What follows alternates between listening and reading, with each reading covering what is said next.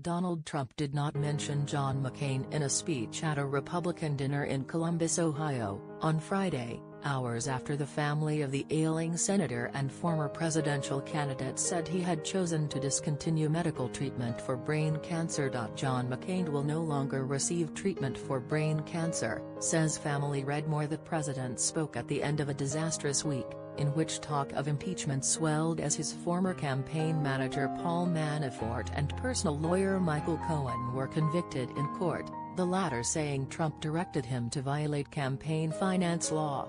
Earlier on Friday it was reported that Alan Weisselberg, chief financial officer of the Trump Organization, had been granted immunity to discuss Cohen's case with prosecutors. Trump didn't mention them either. Instead the president came out swinging, predicting victory in the November midterms and in 2020, insulting Democrats as left-wing haters and radicals, and discussing the murder of Molly Tibbetts, the Iowa student who was found dead this month and in whose death a Mexican national has been charged. The family of the 20-year-old has asked that her death not be politicized. Earlier on Friday, McCain's family said the 81-year-old would cease treatment for glioblastoma, the aggressive brain cancer which has kept him away from the Senate this year. The progress of disease and the inexorable advance of age render their verdict, a family statement said. Across party lines, tributes to McCain were widespread. Senate Majority Leader Mitch McConnell said he was very sad to hear this morning's update from the family of our dear friend. Barack Obama's Secretary of State, John Kerry, said McCain was a brave man, showing us once again what the words grace and grit really mean. But the White House did not address McCain's announcement, and the president did not make any references to McCain during travel to and from Ohio, ignoring shouted questions from reporters. The Washington Post reported that White House officials said Trump does not want to comment on McCain before he dies. The two men have had a strained relationship dating back to 2015, when Trump suggested the Vietnam veteran, who spent more than 5 years in captivity, enduring torture and refusing early release, was not a war hero.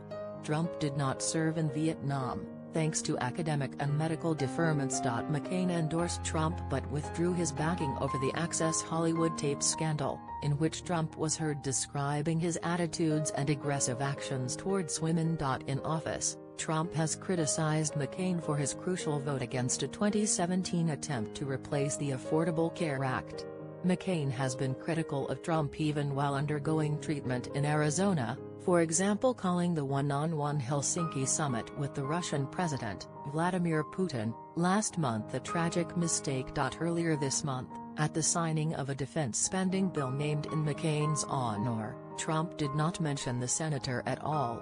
On Friday night, he did use Twitter to wish the wrestling impresario Vince McMahon a happy birthday. McMahon's wife, Linda, is in Trump's cabinet, and Trump is an inductee in the World Wrestling Entertainment Hall of Fame.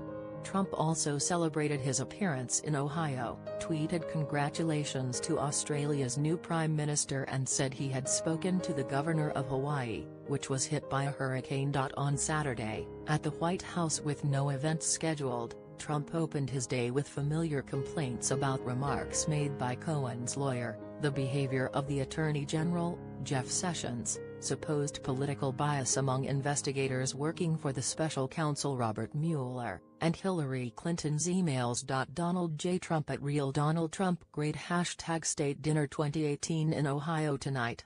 Together, we are making America great again.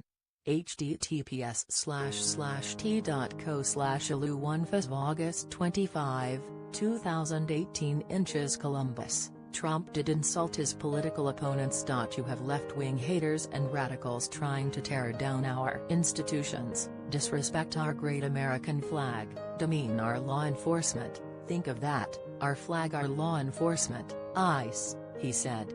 Denigrate your history and disparage our great country, and they're so far left and they're being dragged left. The president was speaking at a fundraising dinner meant to unite Ohio Republicans heading into the November midterms.